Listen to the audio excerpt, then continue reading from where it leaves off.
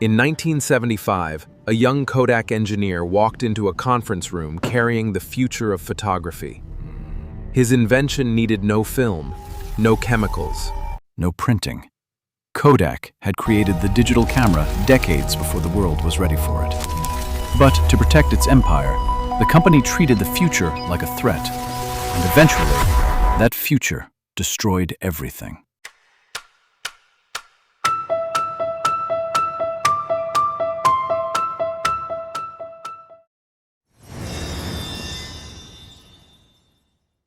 For the vast majority of the 20th century, Kodak did not sell photography.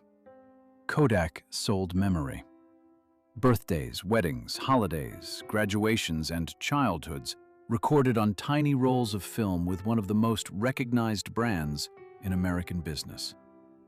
The act of taking a photograph became so intimately intertwined with Kodak that the company managed to transmute its name into an emotion itself.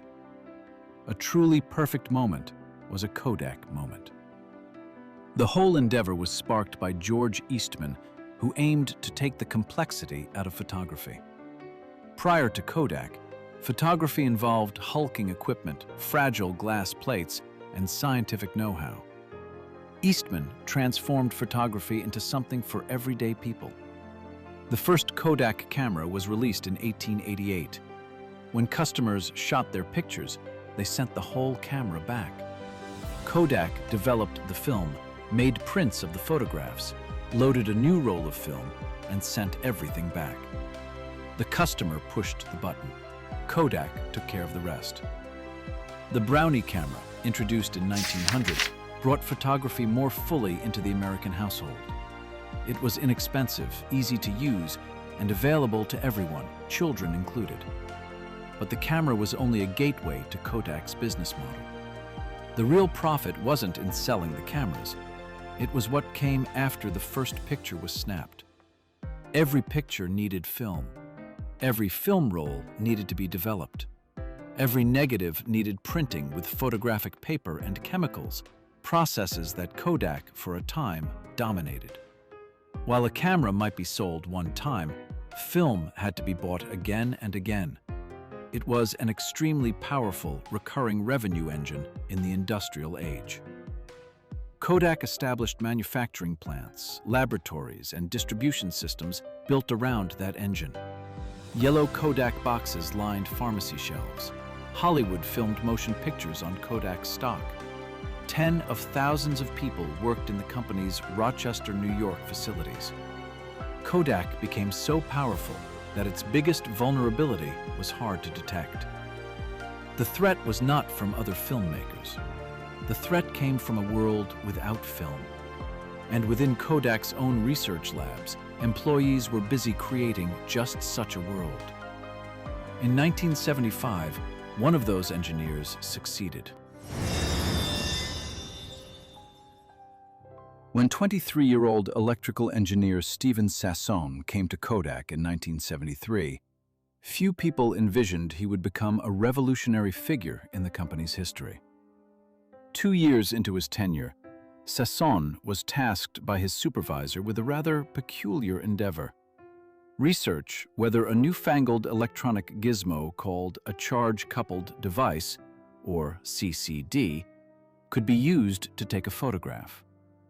This sounded a bit like heresy to his Kodak colleagues at the time.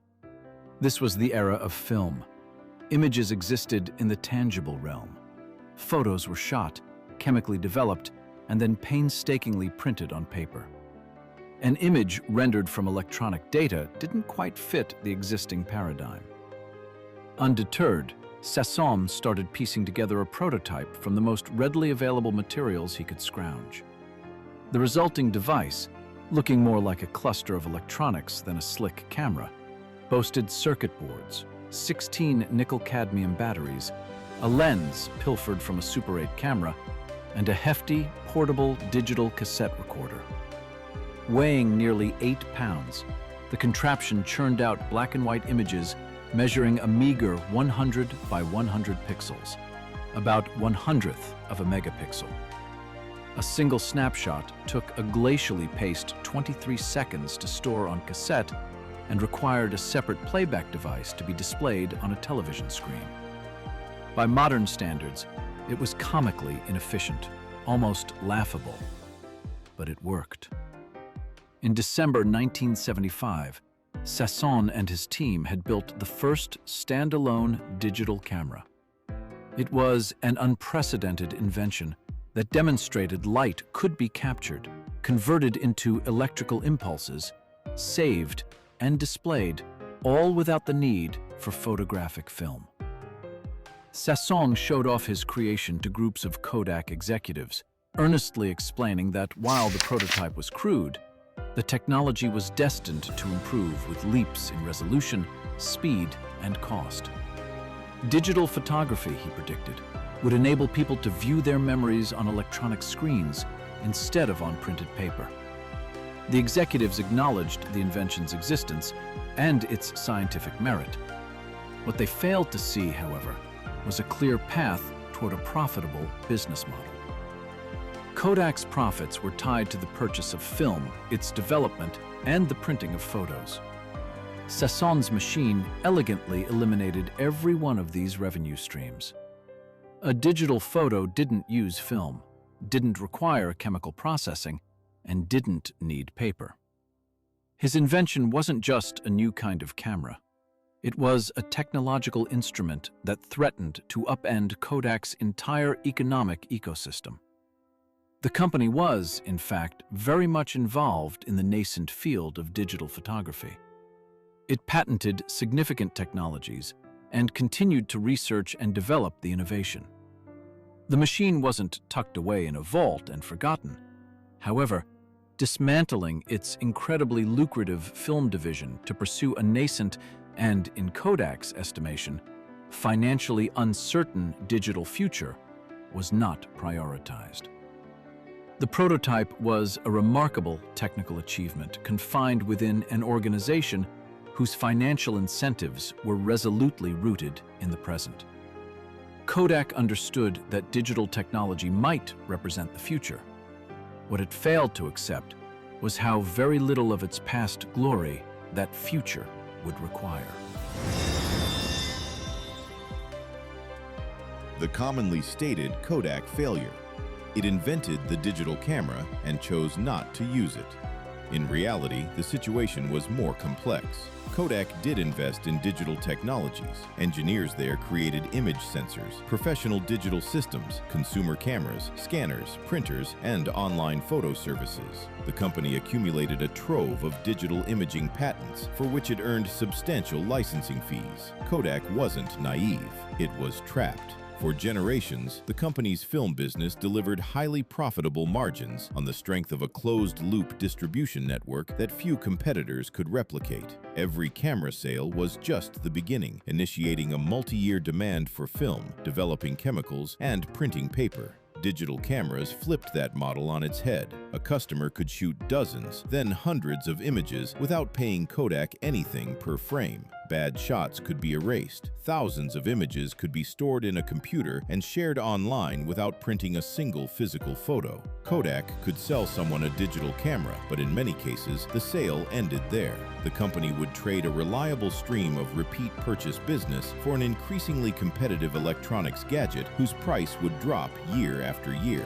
To transition fully to digital, Kodak had to attack the company's most profitable business before its competitors did. It's one of the most difficult decisions any company faces. The managers championing the existing business weren't foolish. Film was still generating immense revenue. The factories still needed to run. The employees who staffed them relied on their jobs. Investors still expected quarterly returns. A quick conversion could destroy existing profitability long before new digital products could compensate. A slow conversion could cede control of the future to rivals. Kodak tried to manage both transitions. It tried to champion its new digital products while preserving its film franchise. It invested in digital technology while measuring success in terms of frameworks born out of its old film business. It moved into consumer electronics while carrying the costs and expectations of an industrial film giant. All the while, upstart companies unencumbered by Kodak's legacy acted more decisively. Japanese electronics firms were comfortable with sensors, processors, and fast-moving consumer hardware. Computer companies knew software and storage. Internet startups grasped that the photograph was evolving into digital information,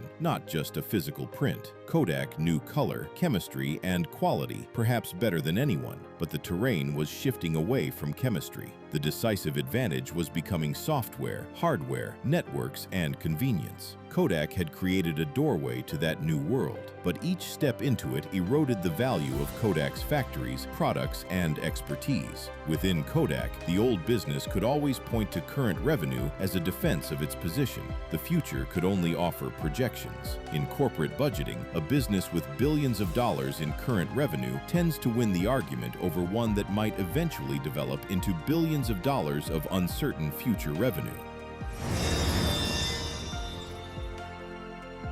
The speed of improvement of digital photography surprised many legacy companies in the 1990s. Sensors improved, memory declined in cost, computers flooded households. Digital cameras transformed from a professional's tool to a consumer product. At first, film had a superior product. It was relatively fast, cheap, and people could often see better prints than digital images produced at the time. Kodak executives could point to these shortcomings to convince themselves that there was no imminent threat from the digital technology. They were correct about the present. They were wrong about the future of this emerging technology. The digital technology had not necessarily to defeat the traditional way at the outset. It just had to improve quickly enough to offer a good product to the ordinary customer. Convenience does the rest. Photography began to approach free. Users could see their shots immediately, discard bad shots, transfer images to a computer and email them, and upload them to the internet. Number of pictures taken was no longer restricted to the length of a roll of film. Kodak tried to transform itself into a digital player under new leadership, spending billions and shutting down its manufacturing while laying off its employees and discarding facilities that are part of its legacy business. Unfortunately, this created an unavoidable vicious financial cycle. As the new digital revenue grew, the film business declined. The digital products were lower margin, and the competition was increasing. Kodak was racing towards digital while the ground underneath its feet was disappearing. Then it came the arrival of smartphone. In this paradigm, the camera had been an integral part of any smart device you carried in your pocket all the time. The customers were no longer have to remember to carry one separate device. Apple, Google, social media companies redefined the purpose of photography. The photo was no longer a physical keepsake that were developed, printed, and put into an album. It became communication. The photo could be easily shot, edited, enhanced, and shared with millions in a second. For 100 years, Kodak mastered and optimized the physical photo. In contrast, the new world was all about the instant digital message. By the time that Kodak tried to translate its patents and digital and physical products into an everlasting successor, the important parts of this new photo paradigm belonged to the smartphone providers, software developers, and internet giants. It was a great technological legacy that Kodak still had. However, a great technology cannot secure an empire without an appropriate business model to support it. Kodak eventually found its business model and technology not sufficient to maintain its company. The revenue had plummeted, the money depleted, the debt was climbing. It started to divest assets and to license out its patents. Finally, in January 19, 2012, Eastman Kodak and its U.S. subsidiaries filed for Chapter 11 bankruptcy. The company, which once taught us how to capture moments, had ultimately failed to capture its future business. Kodak didn't disappear when it filed for bankruptcy. It just became smaller and fundamentally different. Over the course of the restructuring, the company jettisoned assets, reconfigured operations, and moved away from the consumer photography empire that generations of Americans once recognized. Its personalized imaging and document imaging businesses were split off from the reorged firm, which emerged from Chapter 11 in September 2013. The new Kodak's focus largely revolved around commercial printing, packaging, graphic communications, advanced materials, and business imaging technology. The yellow name was preserved. The empire behind it was not. The Kodak story is frequently cited as a cautionary tale for successful companies who must innovate. But Kodak did innovate. One of its engineers invented the digital camera. Its research labs created numerous patents and technologies that powered early electronic photography. Innovation wasn't the missing ingredient. Kodak's problem was its failure and inability to restructure the company around what that innovation would disrupt. Kodak saw digital photography as an add-on to its empire. Instead, it was a replacement for the infrastructure that gave Kodak its power. Kodak sought to lead the digital charge, but also preserve its existing profitable film business. Its competitors, however, didn't have Kodak's infrastructure and heritage to protect. They were free to build for a new world. Kodak was compelled to dismantle the old one while still living in it. This explains why even dominant companies may acknowledge an imminent threat and still fail to react. Information is not action. Even when leaders understand market disruption, they often reward the activities that generate current profits. Even as engineers demonstrate the future, the incentives, budgets, and career paths of existing workers remain tied to the present. Each successful quarter with the legacy business reduces the perceived urgency of the necessary transformation. Then, suddenly, there's nothing left to save. The first digital camera didn't kill Kodak overnight. The advent of sensors, computers, memory, smartphones, and the internet all coalesced over decades to make the transformation inevitable. Kodak had patents, it had engineers, it had one of the most powerful brands in American history. What it didn't have was a plan to allow its new technology to consume the old business before someone else's technology did. In 1975, Steven Sasson presented the future. The executives in the room didn't see a flawed product. They saw the end of their perfect business model, and they chose to defend it. This is the Noir Ledger, where fortunes leave paper trails, and where sometimes the company that invents the future is the most terrified to embrace it.